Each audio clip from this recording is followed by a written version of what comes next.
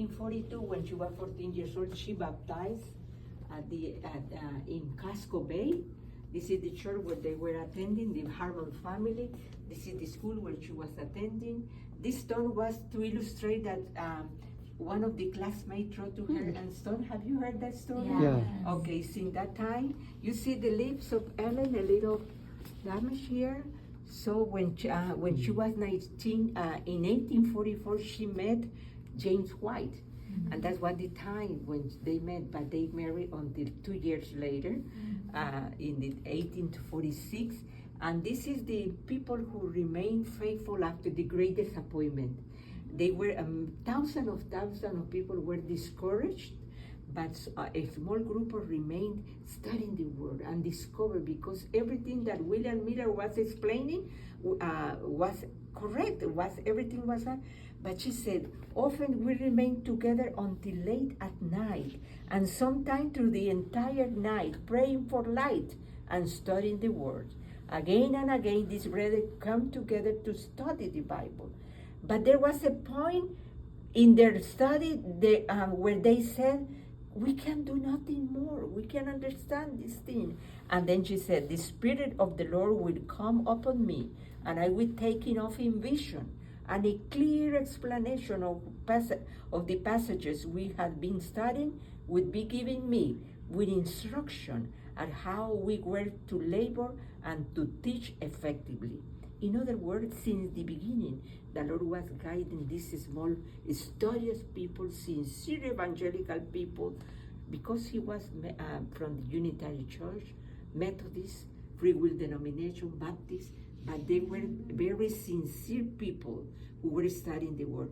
And then when they went to listen to William Miller, they will convince that what he explains so clearly about Daniel and Revelation. And they accepted the teaching and became preachers of the second coming of Jesus. But this was the beginning. After the great disappointment, they no longer called the Millerite movement. They were called the Advent movement. In other words, they continue believing in the second coming of Jesus and preaching the second coming of Jesus, but with no date.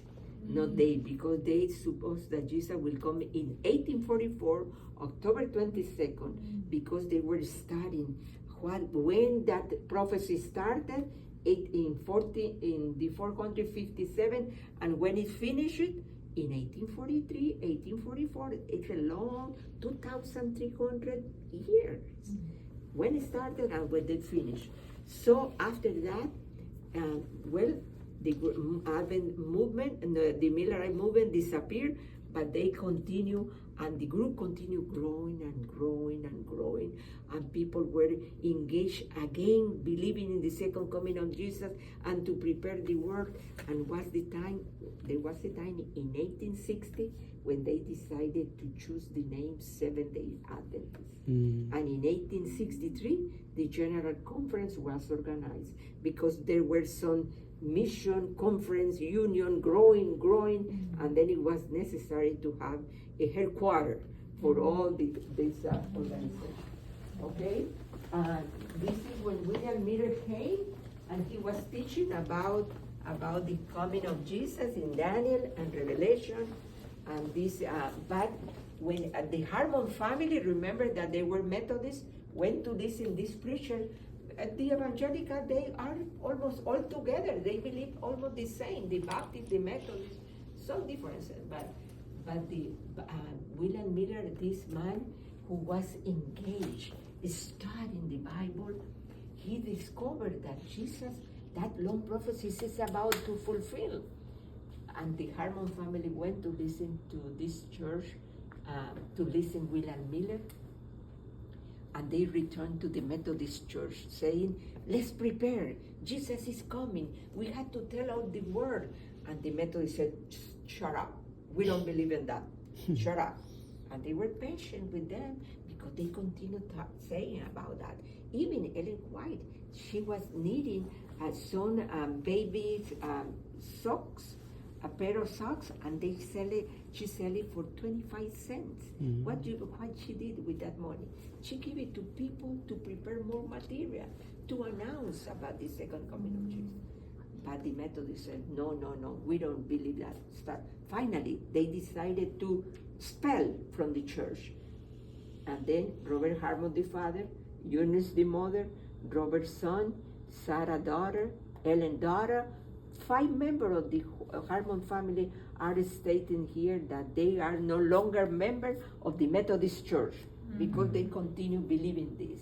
So there was, but after the great disappointment, Ellen decided to continue praying. They suffered the great disappointment, but they decided to go to the house of the good friend, the Highness, and they decided to pray together. And was the time when she felt the presence of the Holy Spirit in her body completely. So first time that she felt something, it was taken in vision. And her vision was the first vision that she will receive for the law, for the timeline, for the throughout her lifetime, for 70 years. She was continuing receiving vision. An estimate of 2,000 vision and dream she had throughout. But the first one, it was very good one, vision, to encourage those discouraged people, to let them know that Jesus was guiding them, that they had to continue thinking and putting their eyes on Jesus, not on the people, on the preacher, in Jesus, believing what Jesus said. And then you will see that vision more explained in the mural. Okay, this is the people who supported Ellen when she started receiving vision, and the Otis Nichols was who supported and had her in her house in Dorchester, in Massachusetts. And then this Otis Nichols, he was observing Ellen, and then observing Ellen, and they discovered that Ellen fulfilled all the tests what the Bible said to prove if the person is a true prophet or false prophet. Is a true prophet or liar prophet. And then we have, since that time, Otis Nichols presented this to the people. This is the test, and still now the Adventist Church continue using this test that Otis Nichols made. Okay, and this mirror is here because while Ellen was in vision, her husband allowed to people to examine her while she was on vision. And this is this description. You can take a picture and later read what the people said when Ellen was in vision. And they put mirror. Why mirror? Because while she was in vision, she has no breath. She was not breathing.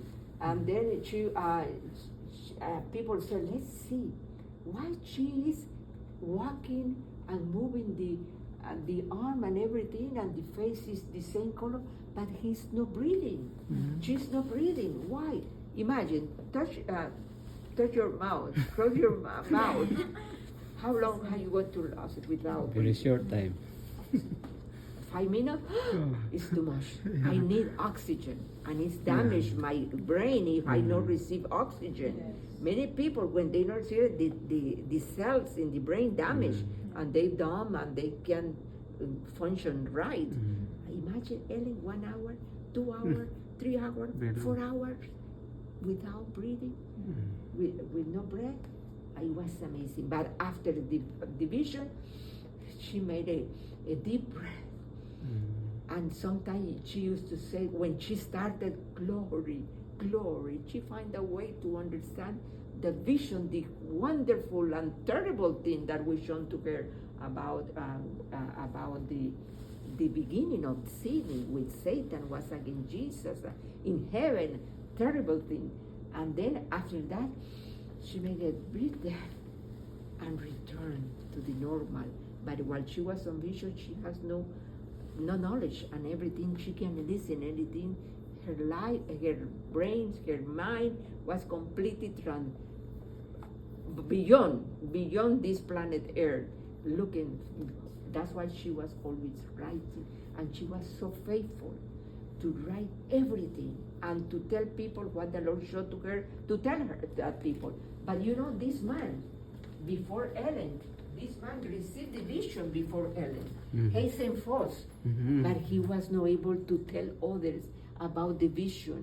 And the Lord was, the Holy Spirit was always saying, tell it to the world, tell it to the, and he was, no, they're going to think that I am crazy. Because in that time, after the great disappointment, there was a lot of mockers for the people who were waiting for the second coming of Jesus.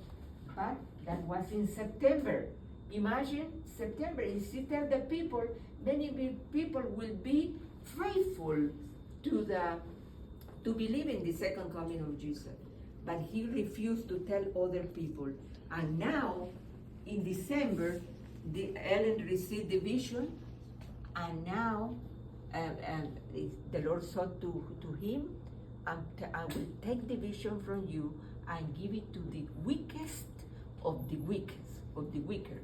And then, see, now Ellen was a very shy girl, very shy, very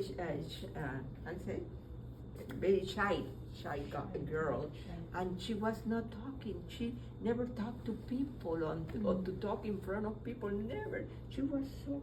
And when the Lord gave the vision, she was very heavy burden on her. She was no, wow, to tell others these things. No, they're not going to believe. But finally say, yes, Lord, I'm going to tell with your help, I'm going to tell others. And she started telling the people. But the Lord, the Holy Spirit left Hastenfus because he refused to tell others the vision. And when he heard Ellen telling the vision, he said, I know the vision. I received it. And he trying to remember, but the vision was gone from her mind, from his mind. And then he said, be faithful, because I am a lost man. The Holy Spirit rejected him. He was not paying attention, and the Holy Spirit retired, and he has no more interest in religion, no more interest.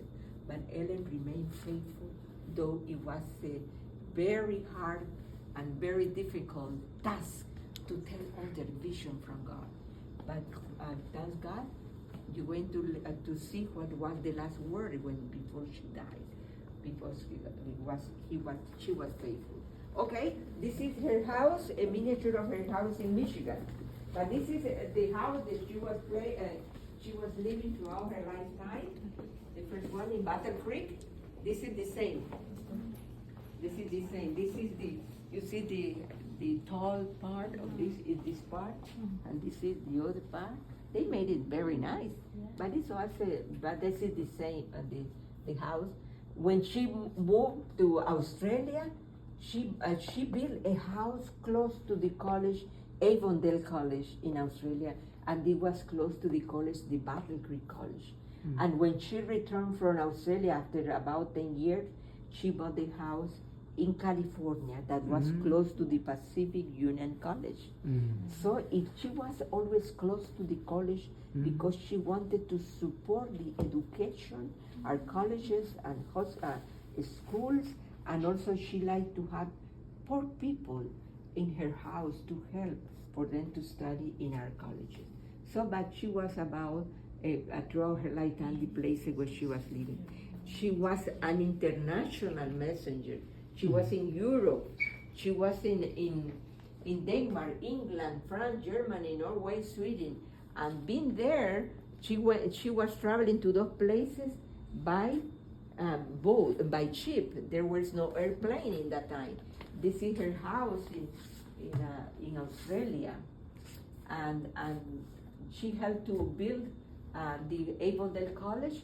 And if you go to Australia and visit the Avondale College, you will see these old buildings. They still remain there, but they have new facilities, new buildings, but they remain the historical Ellen White time when she helped to organize and to open our college in Australia. This is an album that she received in Australia when she came back from Australia. The people, the brethren in all churches in Australia where she was helping at the college decided to make an album of gratitude for her service. Wow. And then she was traveling from Australia to to USA by ship, and they decided to read 1 page per day because the travel was so slow and cheap, and they decided to read. They received 2 albums. One was for Ellen, and the other was for William, her son, who was always traveling with her after the death of his father. And then they decided to. This is Ellen album, and then this is William album. You see. The brethren put very nice word of appreciation for her service, for their service, and then they returned, and she lived in that house in California, her last 15 years in California, where she died. Okay, let's go to the other side. You can come back and see the miniature. This is wonderful.